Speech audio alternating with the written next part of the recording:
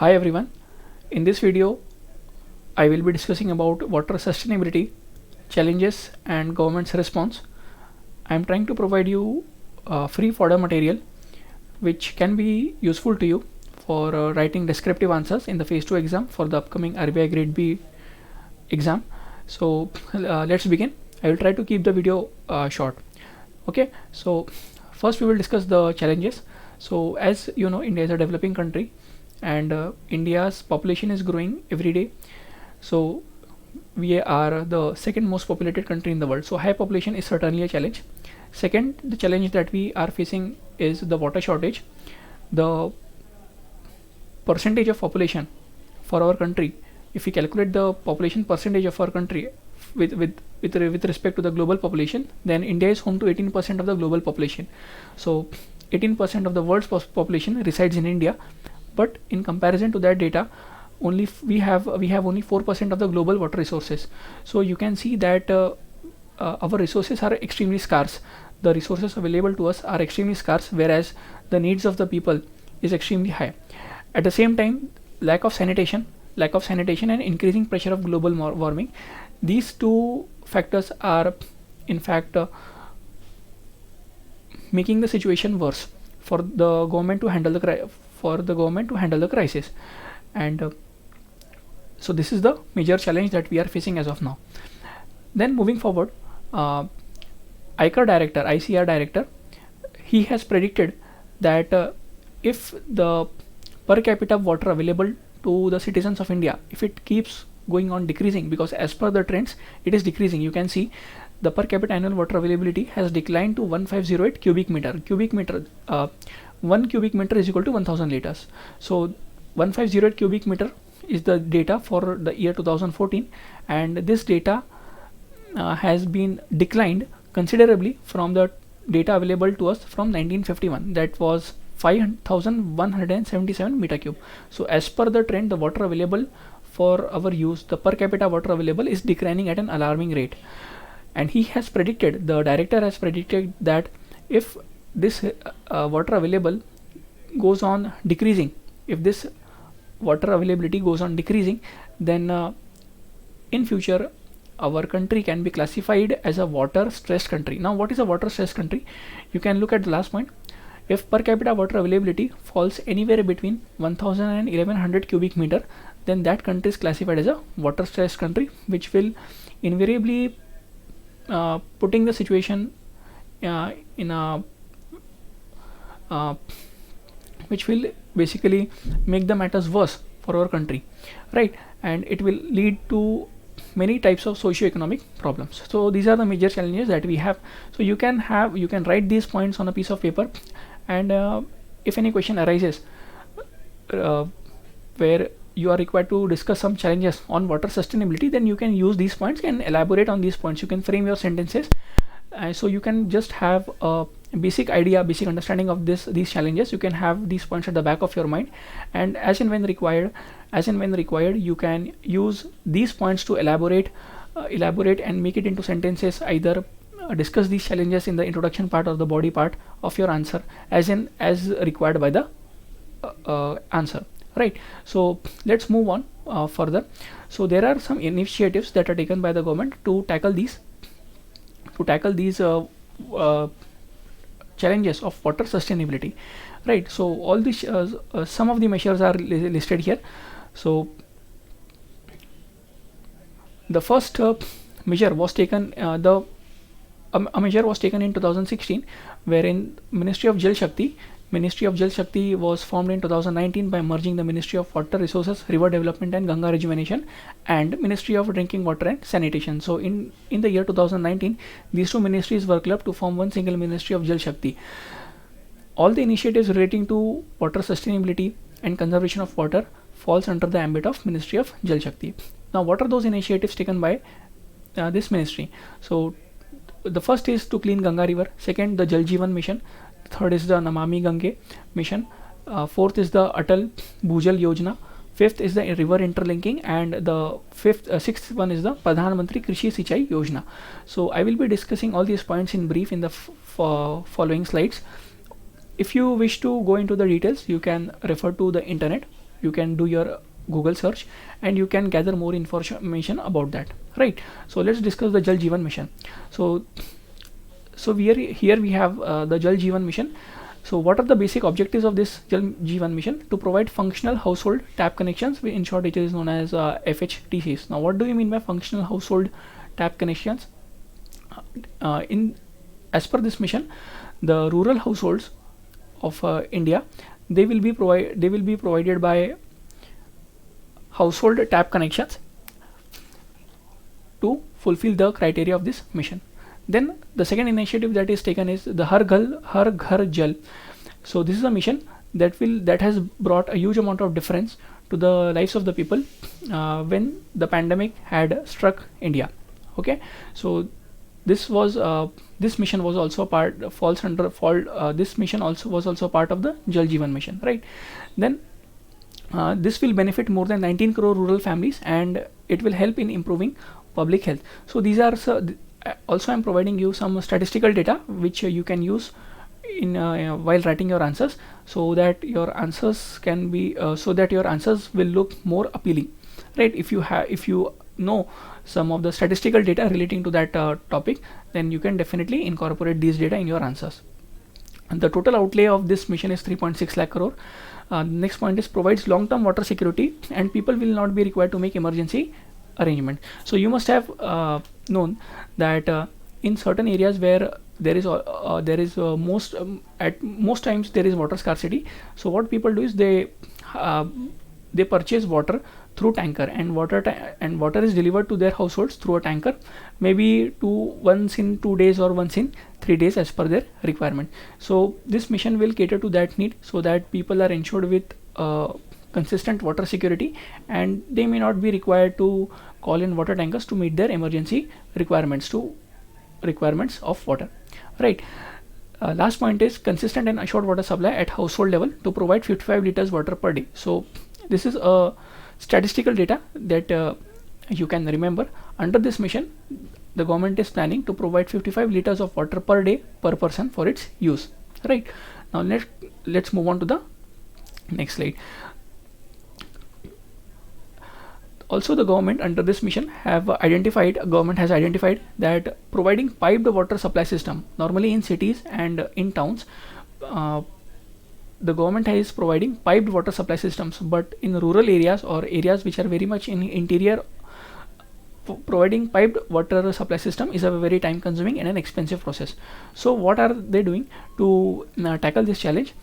The government has come up with community water purification plants, abbreviated as CWPP, especially in arsenic and fluoride affected habitations, as an interim measure. Interim means temporary measure, to provide 8 to 10 LPCD for drinking and cooking purposes. Now let us try to understand this point.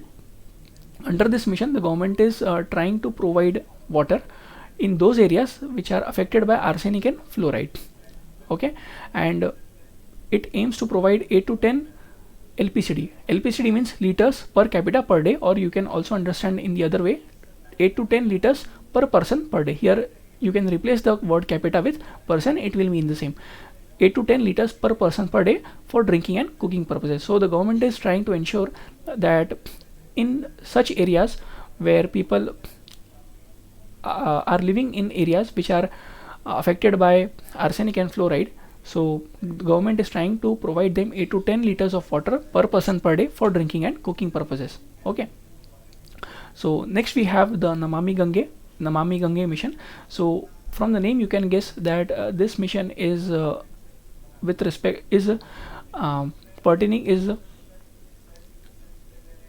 pertaining to the river Ganga. So this is a flagship program of a union government to accomplish effective abatement of pollution. Abatement means to reduce pollution, or you can understand in the other way as to clean up the Ganga river, and conservation and rejuvenation of national Ganga river. So under this mission, the government is trying to create a sewerage capacity of 5023.98 MLD. MLD means million liters per day. So sewerage water, so the water that is which is not good, which is not fit for drinking, so that water will be treated and through sewerage plants, and the treatment capacity of this plant, the total treatment capacity of this plant would be 5023.98 million liters per day. So You should not think that there is only one plant which has a capacity of 5023.98 million liters per day. There will be many such plants all across the nation, and the total capacity of treatment of treating sewerage water, that will total to 5023.98 million liters per day. Another aspect of this mission is riverfront development, river surface cleaning, industrial effluent monitoring, the effluent that is released from industries. So under this mission, that effluent that is released into river, that will be monitored, and biodiversity conservation. So these are the small points which relate to Namami Ganga mission, right? So you can use these points to elaborate your answers, and you can frame your own sentences. Next, we have the AtalBhujal Yojna. Under this mission is focusing more on groundwater. You know that water is present into the ground, and the level of groundwater is getting depleted day by day. So this mission aims to conserve groundwater, which is a vital resource as it provides almost half of the drinking water requirements worldwide. Because people who live in far-flung areas, they do not have piped water systems, so they are mostly dependent on groundwater for fulfilling their water needs. You might have seen that in villages there are bore wells. So bore wells provide water to villagers or people residing in those areas by extracting water from the groundwater available, right? So if we are using those water resources not very carefully, then obviously the level of groundwater will decrease, and that will create problems, right? So AtalBhujal Yojna, Bhu means earth and Jal means water. So AtalBhujal Yojna essentially means Atal Groundwater Yojna, right? So about 40% of groundwater for irrigated agriculture, and about 1/3 of water required by industry as per United Nations. So this point means that groundwater is supplying 40% of water required for irrigated agriculture. The water requirement for irrigated agriculture, 40% of that requirement is being fulfilled by groundwater, and 1/3, approximately 33% of water required by industries is also being fulfilled by groundwater. This data is as per United Nations. Now the total outlay of this scheme is 6,000 crores rupees, out of which 3,000 crores of rupees is being funded by World Bank as a loan, and the remaining 3,000 crore rupees is given by the central government, right? So AtalBhujal Yojna is with respect to the groundwater conservation. Another ambitious project, another very important project about which our finance minister discussed in the union budget, that is the river interlinking. This is a very ambitious project and very important part of our current affairs. So this is an ambitious program of union government and aims at resolving India's water woes. Water woes means water crisis. So as you can guess from the name, river interlinking, here we will be linking two rivers. The rivers are River Ken and River Betwa. So River Ken and River Betwa will be linked to each other, and the total cost of this project is around 44,605 crores. And to fulfill this project, the government has established an authority named as Kelwa Betwa Link Project Authority. So this authority will oversee this project, right? So this is the first project under river interlinking policy. The aim of this project is to bring 11 lakh hectares of land under irrigation. This land is mostly dry land in the Bundelkhand region of Uttar Pradesh and Madhya Pradesh. So if we have water available in that region, then that water could be used to promote agricultural activities that will benefit the people in those areas who are into agriculture. And the key details of this project is this river interlinking project. This will be 221 km long, and there will be a 2 km long tunnel. Essentially, this river interlinking project would be transferring water from River Ken to River Betwa. Okay, so let's move on to the next scheme, that is the Pradhan Mantri, that is Prime Minister Krishi Sinchai Yojna, PMKSY. So the total outlay, these are the statistical data that I am providing, so you can use it in your answers if required. So the total outlay is 50,000 crores in 5 years. The main aim is to widen the cultivable area under irrigation. Whatever area that we have under irrigation, we are trying to increase that area, right? This scheme also aims to improve the water use efficiency. It also aims to contain water wastage in irrigation, so that if we reduce water wastage, obviously we will be having more water at our for our use, and we can use that water for other fruitful purposes, right? This scheme also talks about deploying precision irrigation and using water saving technologies, right? And using treated municipal wastewater for peri-urban agriculture. So the wastewater generated in cities, we will be using that water, not directly of course, we will be treating that water, and that treated municipal wastewater can be used for peri-urban agriculture. So here is you have a new term, peri-urban agriculture. Peri-urban agriculture means that those agricultural activities or that take place in and around the city area, in the city or on the outskirts of the city, which compete for resources like land, water, etc. Okay, so this is a fodder material that you can use to write answers, to make your answers more to make your answers look more appealing, and you can also use this statistical data to be more specific about what you are writing. This will make your answers stand out from the answers of the others. So you can definitely use this data. You can make notes if you wish to, and thank you for watching this video. Thank you.